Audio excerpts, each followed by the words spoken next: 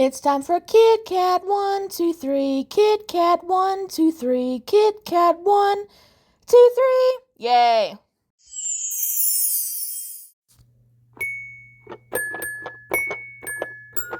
Shampoo! Everyone, and welcome to Shampoo number 3. Today I'll be reviewing Barbie, Life in the Dreamhouse, Shaun of the Dead, The Other Fab 4, Blacklisted by Neko Case, and more. Now, let's start off with Barbie, Life in the Dreamhouse. Barbie, Life in the Dreamhouse is a web series created by Mattel to promote Barbie that ran from January 20th, 2012 to November 27th, 2015, over 75 episodes and 7 seasons. It was developed by David Weeb, and episodes were uploaded to both YouTube and the official Barbie website during this point. I've always loved Barbie Life in the Dreamhouse. Unlike most other doll webisode series where you can tell they were made solely to make money, this one is a ton of fun, very comedy focused, and has a ton of strong characters instead of generic, bland, nice girls. This is genuinely one of the only doll webisode series, as I call them, to actually make me laugh, and it is, in my opinion, the Citizen Kane of doll webisode series. As for the premise, Barbie is a high-powered career woman who lives with her little sisters, Skipper, Stacy, and Chelsea in their massive Malibu mansion. They get into wacky adventures weekly and are regularly visited by Barbie's boyfriend Ken, her friends Teresa, Nikki, Midge, and Summer, her rival Raquel, and Ken's rival for Barbie's affection, Orion. The characters are all very stylized and have very different personalities. Barbie is extremely competent, yet still kind of ditzy. Teresa is basically Izzy from Total Drama as a shelf and fashion designer, and is voiced by Katie Crown, who also voiced Izzy.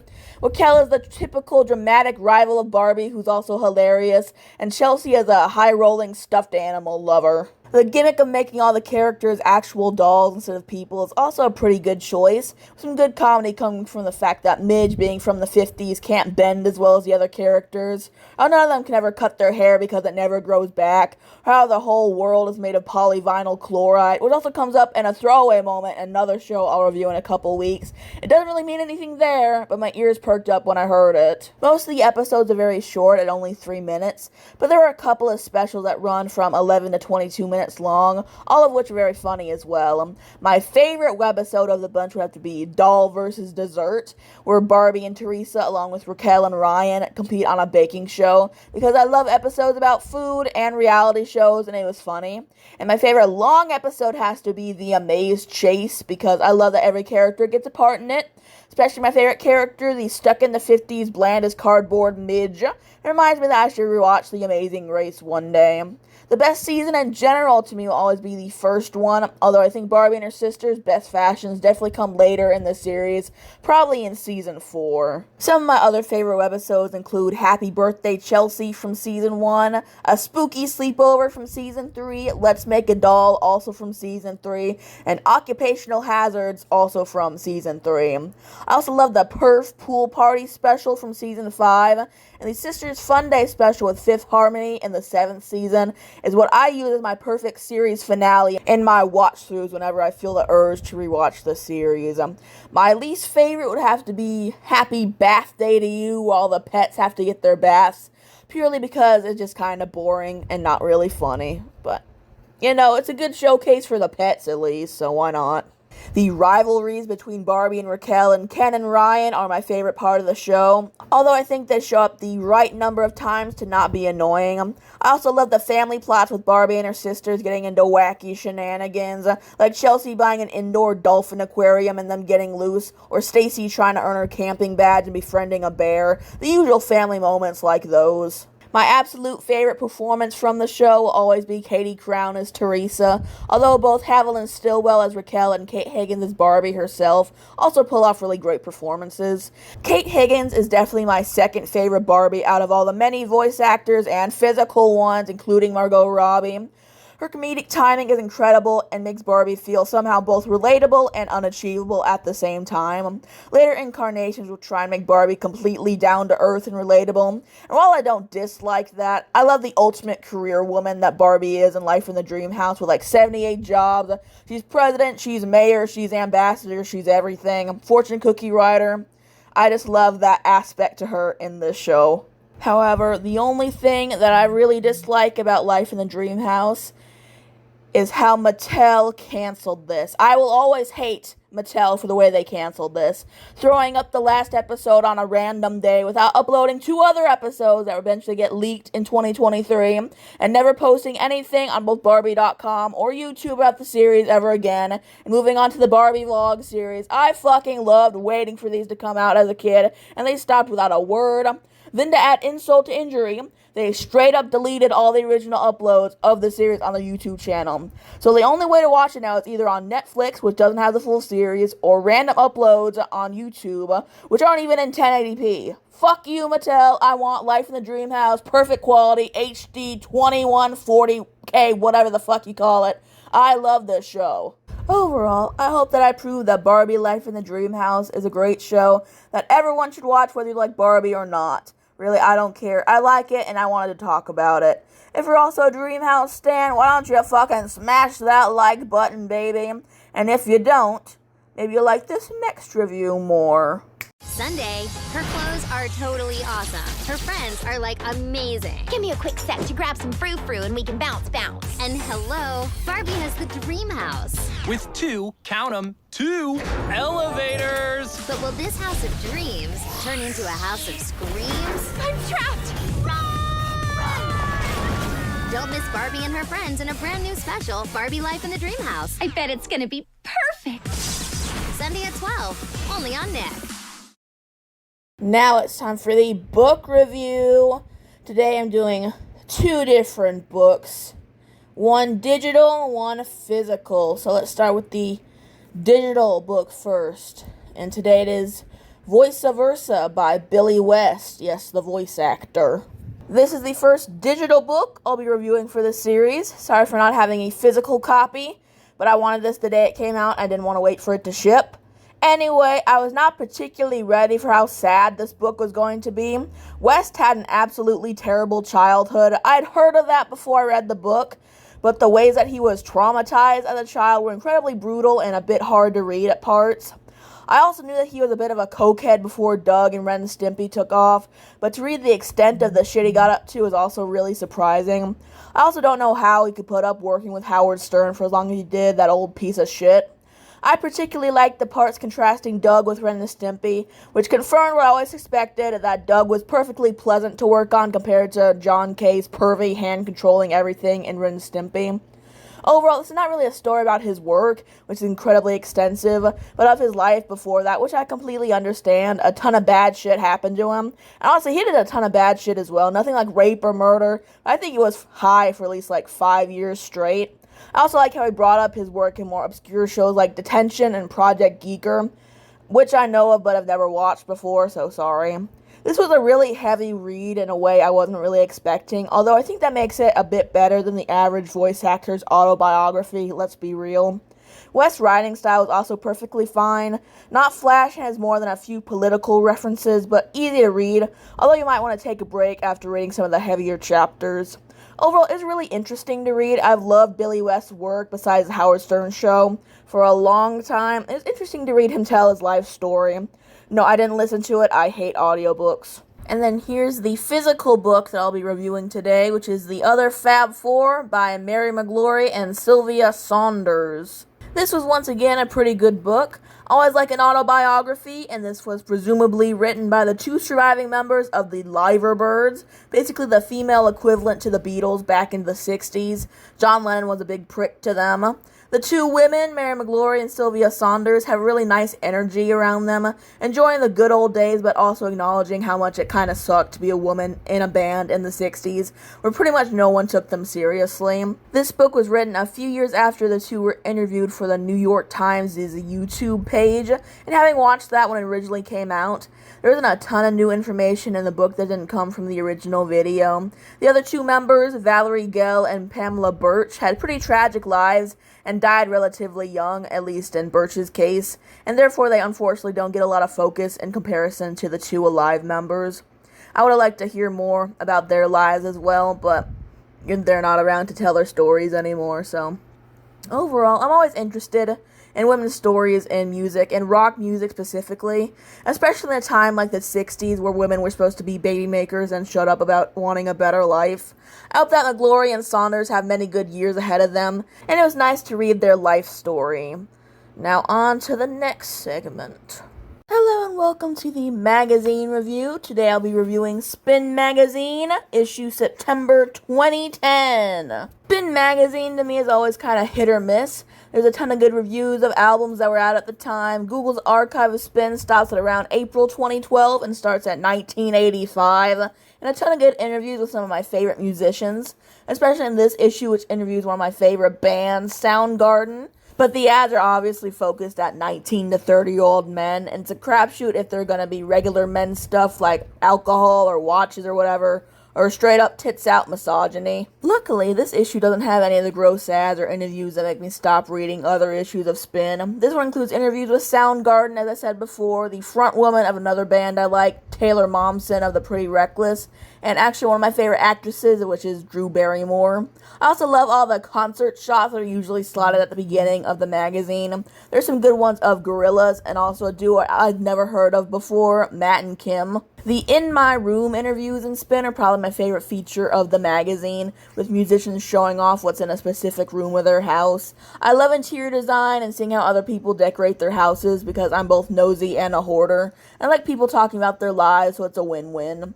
The article about the sister duo first aid kit from Sweden was also pretty nice, and the Songs You Must Hear Now feature is another big highlight for the whole magazine. The ads in this specific issue for Sprint and 5 Gum made me feel very nostalgic for the early 2010s, although this isn't the one that makes me feel the most nostalgic. The overall design of this issue and most 2000s 2010 Spin in general is very clean looking and shiny, which also really appeals to me. Overall, a pretty good issue for Spin.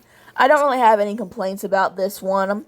Has an interview from a band that I like and now sadly doesn't exist anymore. Some good ads and some good features. Overall, an A issue. Good job.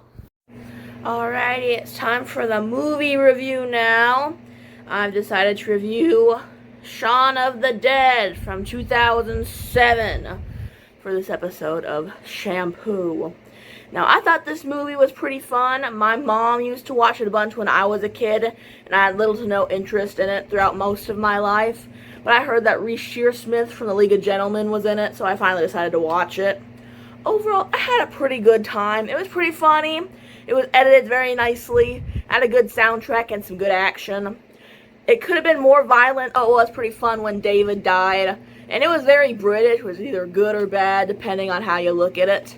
I wish that maybe I'd watched it before when I was a little younger, but I hated everything that my mom liked when I was a kid, and most of when I was a teenager, so it wasn't going to happen. But it was still a pretty fun time and a pretty good movie. The DVD itself, however, is a big piece of shit. I got to the part where Shaun's mom died, and right before she turned into a zombie, the disc pops out of my DVD player from my computer, and it wouldn't let itself be played again. I had to pirate the rest of the movie on lookmovie.to, for God's sake. I also would have killed Shaun and Ed if they were my roommates, but Shaun eventually gets better, that's him, not the lady, and Ed dies, so that's nice enough. So I thought it was a pretty useful time of a Sunday night, and that's all you can ask for, really. So, this time, I did remember to pop it out before I ended this segment, haha. So, unfortunately, my mom is now throwing away all her DVD cases, so this is gonna get trashed, but I made sure to save it before I did this video. So, yeah, I think I would recommend it. If you're looking for something pretty short, it's like an hour, 30 minutes, something like that. very British, enough violent, and pretty funny. So, I recommend it. Hello, now it's time for my game review, but I have something a little different set up today. I've been playing The Sims 4 for a very long time. I got it when I was 10 years old for Christmas back in 2015, and I've been playing off and on ever since. But I think it's time for my time with The Sims 4 to be over with. I loved doing The Sims 4. I was doing the 100 Baby Challenge. And then I got the expansion pack, the Enchanted by Nature one, and it completely broke my game and killed all my children because I couldn't access them anymore. So, you know, that depressed me a lot. So I decided to make a new family on a new save and, you know, do that too. And I got through about a day with them, and then their game completely broke as well. I have the footage for that. I'm going to play it at the end of this, because this is just me dressing up my main sim for the very last time. Her name was Rosie. She had 100 children because I cheated, and I got to like 84 gameplay. And yesterday, I just decided, fuck this, I'm going to make the rest of her children. So I made the rest of her children. So after Blackthorn, those were all made yesterday. I'm showing you all of them right now because it just depressed me that I can't play with them anymore. So yeah, I uninstalled The Sims 4, and I'm going to try and do The Sims 3 from now on because I bought that at a Goodwill. And, you know, it just depressed me.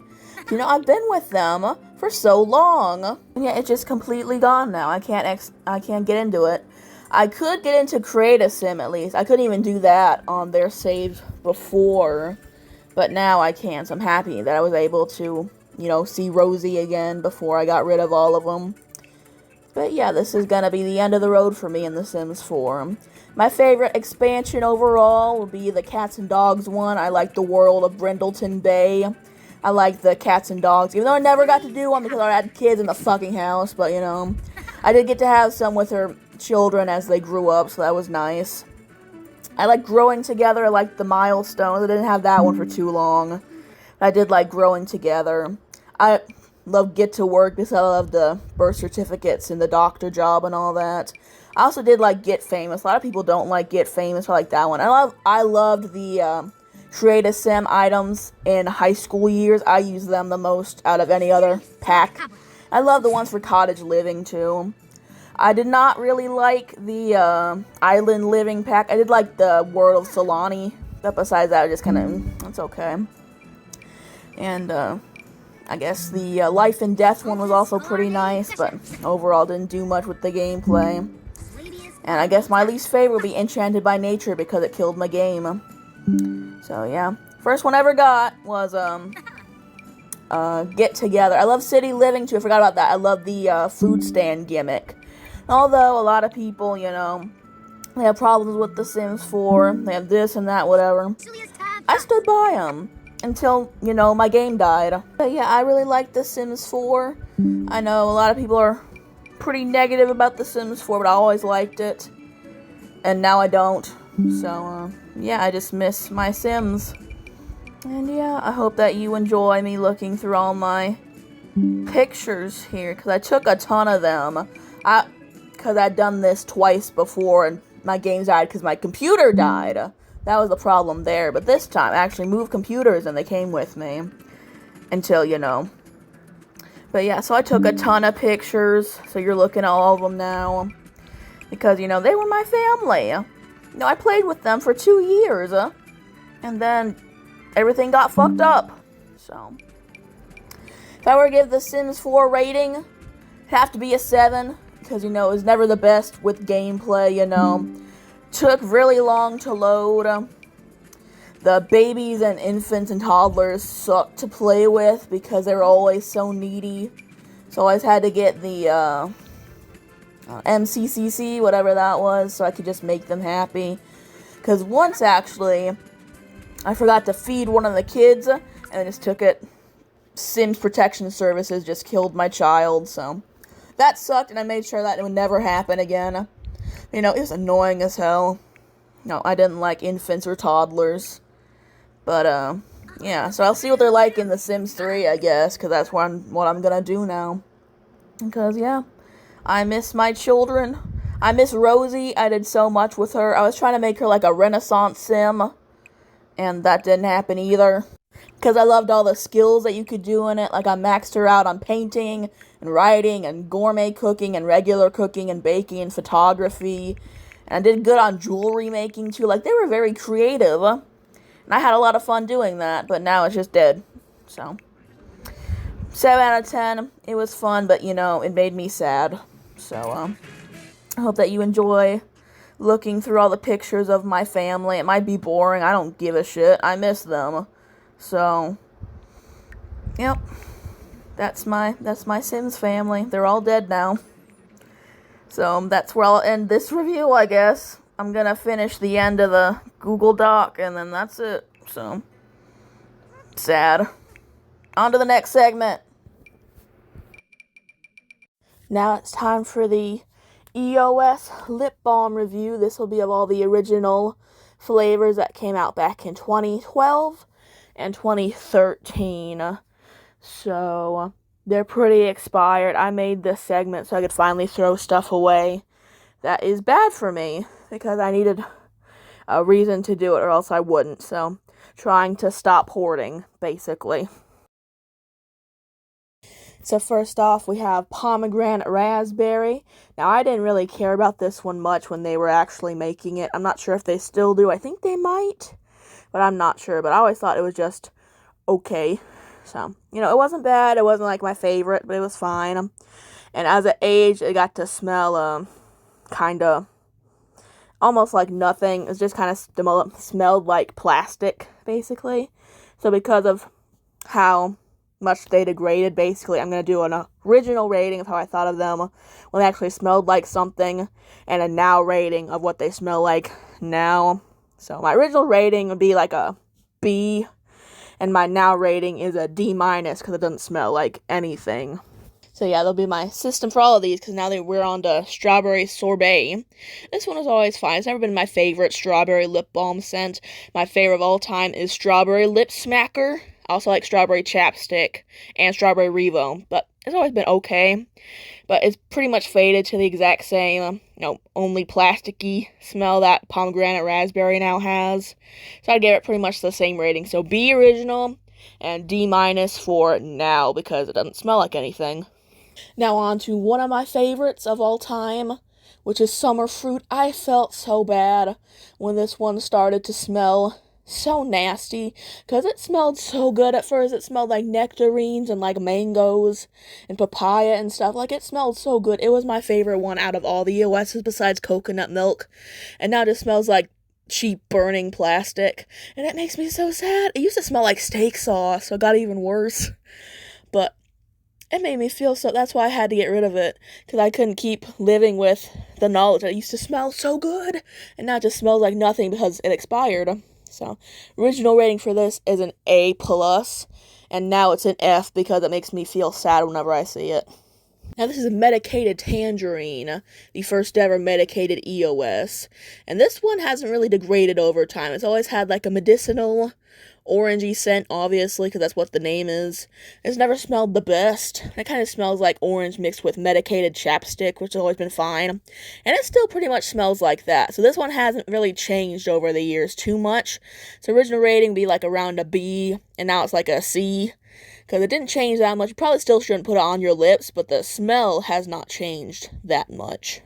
And here's Lemon Drop, which was the first sunscreen-infused EOS. And this one still also pretty much smells the same, like medicated tangerine. I like this one more than medicated tangerine originally. It smells like lemonade, basically. It smelled nice, but it pretty much still smells the same, which is good enough, basically. So I gave this one pretty much same rate. Originally gave it like an A-, and now a C, because it has, worn off over time, but it still smells pretty much the same. It doesn't smell like nothing or burning plastic. So, pretty good for Lemon Drop as well. And then we have Honeysuckle Honeydew. I always vaguely liked the scent of this one, more than Strawberry Sorbet. But it just smells like nothing now, too. So it's like, like a B plus to a D minus, because I just can't smell it anymore. And I used to really like it. It smelled like spring. More than the other ones, they smelled like summer. This one smelled really springy and really fruity, like citrusy. And now nothing, so, eh. And now it's sweet mint now. I've never been too much of a fan of mint smells, but it's always been, you know, fine. So originally I gave it like a B, and now it's like a C minus, because it still smells like mint. It doesn't smell like sweet mint anymore. It just smells like trash mint, I guess. It just doesn't smell great. But it still smells vaguely like mint, so I won't degrade it too much. So there you go. Now for one of my other all-time favorites at the time, Blueberry Acai. This was the first EOS I ever bought, and I really loved it. And once again, it smells like garbage now, so that's great. So my original rating, this would be like an A, and now it's like a D minus because it smells like burning plastic, and I don't like that, because it's not even like nothing smell, like pomegranate, raspberry, strawberry sorbet. It just smells bad now, and it didn't used to smell bad. It used to smell good. So I can't give it a rating higher than that. It used to smell good. And then for the last one of the original bunch of EOSs, I have passion fruit. And this one, in the recording of it, you see went pretty badly, because it turns out it melted into the cap, and I didn't know it before I took it out, so it like disintegrates in my hands. And, it made me feel so sad, because I also had to throw away my other passion fruit, because it got covered in like weird brown sludge. I don't know how that happened at all, so it's just like, it was a bad day for passion fruit. It originally smelled pretty good, you know, it was fine. It wasn't one of my favorites, but it was still pretty good, and it just smelled like nothing, so, like originally a B, and now like a D minus, like pomegranate, raspberry, and strawberry sorbet. But this one was particularly sad because none of the rest of them disintegrated like that. Like, it was sad to watch. And now to bring it all home, this is one that is still good to use, and is EOS Sprinkled Donut. This one has like little sprinkles in the cap. You can shake them around and stuff. This one smells amazing. I love the Sprinkled Donut EOS. You can actually still put it on your lips, and they won't like break out or bleed or whatever. So I'm very happy with that one in comparison to all the rest of my old, expired, nasty ones. So I give this one an A, because it smells good and I can still wear it. So yeah, those were all my, well, not all my EOSs ranked, but all the original flavors, plus my bonus sprinkle donut. It was sad to throw the ones that I did throw away, because I kept medicated tangerine and lemon drop and sprinkle donut, obviously, but I had to throw the other ones away finally, so. And now to bring it all home, this is one that is still good to use, and is EOS Sprinkled Donut. This one has like little sprinkles in the cap. You can shake them around and stuff. This one smells amazing.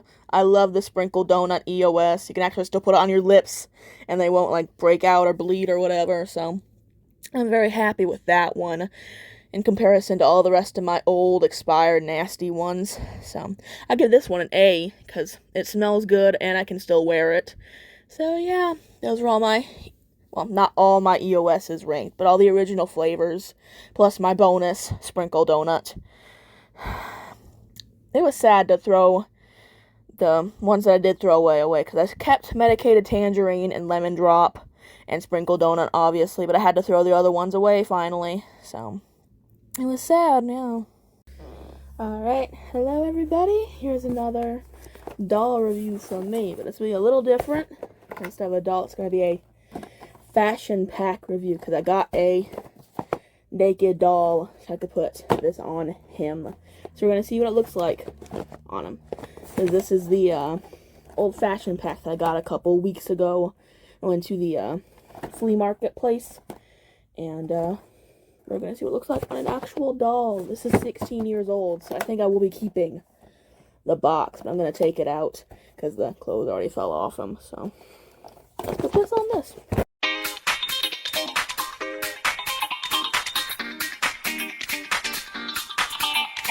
Be who you wanna be. B-A-R-B-I-E. Be who you wanna be. B-A-R-B-I-E. Be who you wanna be. B-A-R-B-I-E. Be who you wanna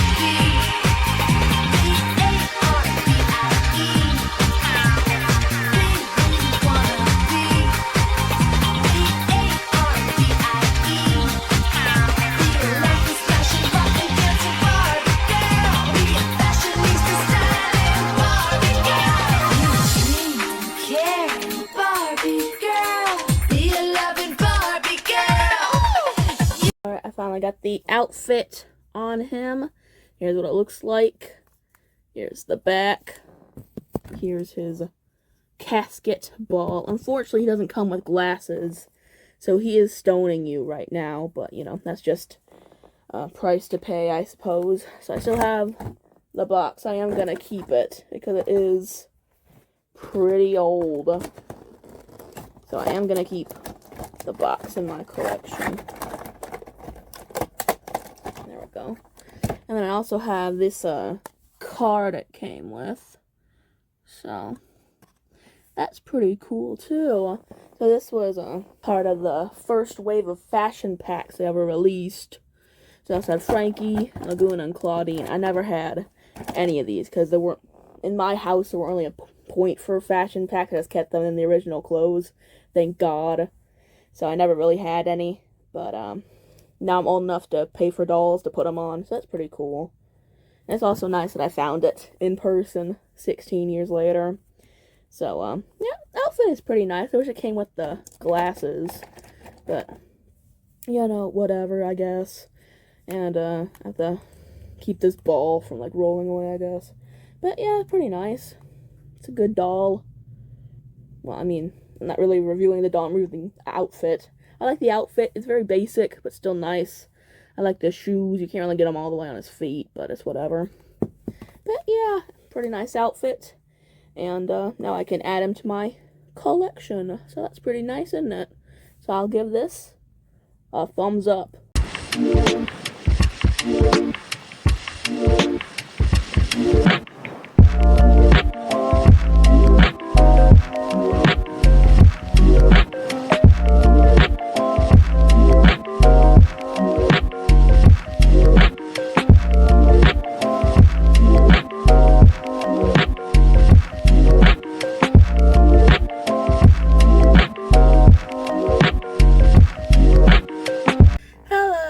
This is a debut of a new segment. It's the vlog segment of Shampoo. And I was so excited for this segment, I was going to go to the Portage Goodwill and see what was there.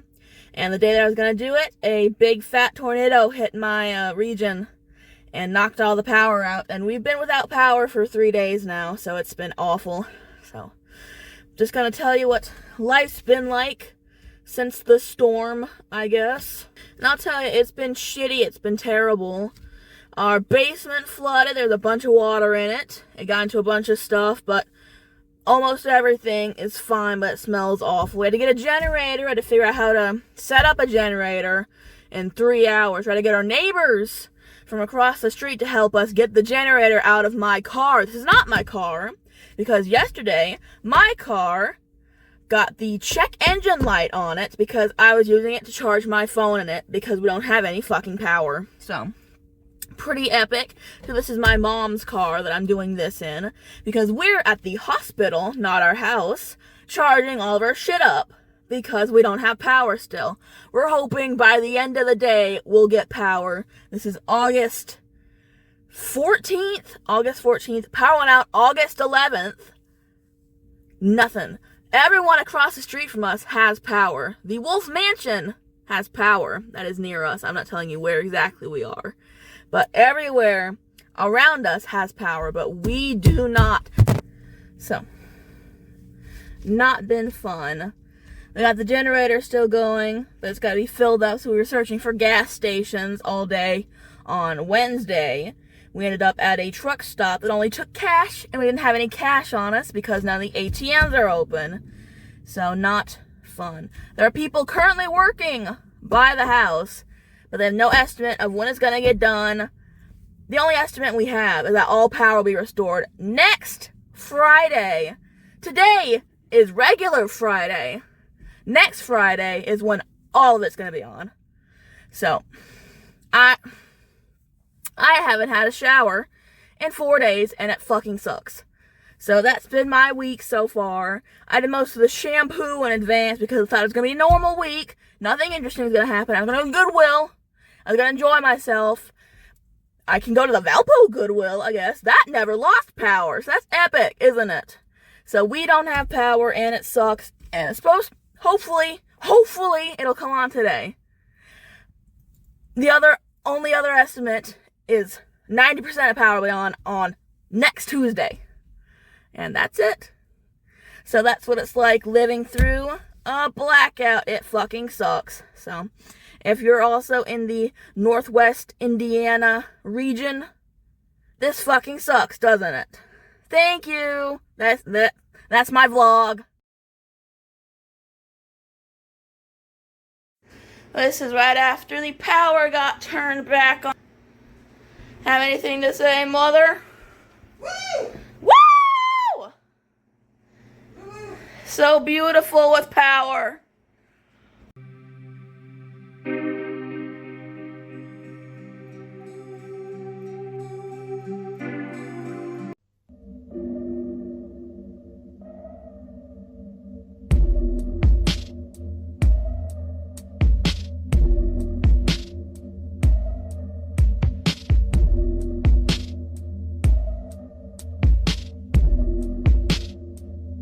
It runs.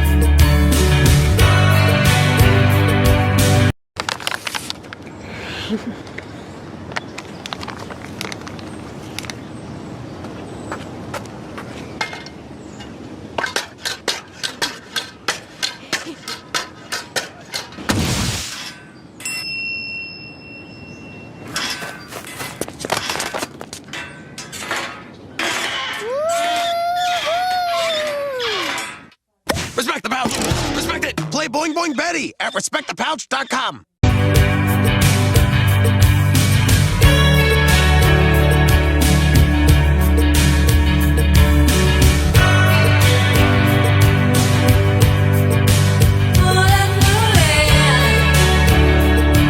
Hello and welcome to the end of the video.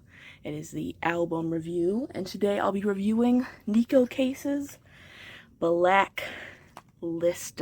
This is another one of my favorite albums of all time. I found Neko Case through TV tropes, much like the kids in the hall, and she's going to be one of my favorite singer-songwriters of all time.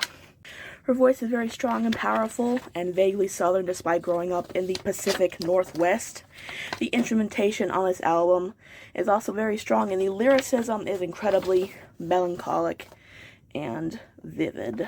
The whole vibe of this album is getting up at 6 a.m. for school on a cool October morning, not ready to face the day, but going on anyway. The obvious highlight of the entire album is the beautifully tragic Deep Red Bells written for the victims of Gary Ridgway or the Green River Killer, which is such bullshit. Well, I give serial killers cool nicknames, something like Small Dick Loser Kills Again or something like that. Gary Ridgway was a small dick loser. He killed a lot of women because he sucked and now he's rotting in hell, so good riddance. Anyway, Deep Red Bells is one of my favorite songs of all time. It's incredibly somber and respectful, and Case's vocals on this particular song are so powerful, they make me cry whenever I listen to it. Some of my other definite recommendations on this one are I Wish I Was the Moon, Stinging Velvet, they're around here somewhere, and Running Out of Fools, the latter of which is a cover, but Case's vocals on it are once again incredibly strong and haunting, so. The end song, Ghost Wiring, is definitely my least favorite, but that's just because it's pretty slow and a little too long. It's still a strong song and a pretty good closer. The ending just goes on for too long. It goes on for like 5 minutes, and there's an outro at the end. It's just gonna cut it a little short, but it's still a good song. Overall, if I could only have 3 albums to listen to for the rest of my life, I'd pick this one, Live Through This by Hole, and Sheer Heart Attack by Queen. I definitely recommend it to anyone that likes alternative country music, singer-songwriter music, even alternative rock if you like strong lyricism over instrumentation. Absolute 10 out of 10. Alright, I'm gonna go change out all of this because it's very hot in my room right now. I want my fan on. So I hope you like this shampoo. 3rd shampoo ever. I hope you've been liking these. I've been making them. Well, you know what I mean. I've been having a good time making these. So I hope you have a great day. Have some fun for me. Go out and do something interesting. I love you. See you later.